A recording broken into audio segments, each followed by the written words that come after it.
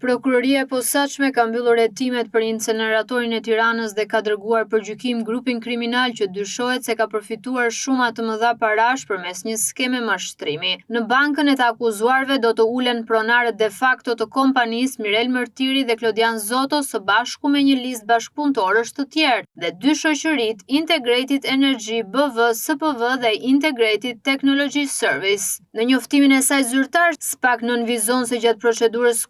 janë konstatuar veprime të paligjshme që kanë çuar në shpalljen fituese të shoqërisë në fjalë. Prokuroria thekson se nga provat e grumbulluara ka rezultuar se në zbatim të kontratës koncesionare të lidhur në 31/8/2017 nga momenti i lidhjes së kontratës deri në 2023 që përkon me kohën e vendosjes së sekuestros preventive nga ana e shoqërisë koncesionare janë siguruar të ardhura në vlerën e 11 miliardë 319 milione 754.405 lek, ndërsa është investuar për ndërtimin e objektit vetëm vlera 21.017.157 euro. Sipas organit të akuzës të pandeurit, Mërtiri dhe Zoto kanë përdorur mekanizma të sofistikuar për të përvetësuar këto fonde. Në njoftim sqarohet se ata kanë përdorur mekanizmin e nxjerrjes së shumave monetare nga llogaritë e shoqërive koncesionare në sajt të mashtrimit nëpërmjet krijimit të faturave fiktive,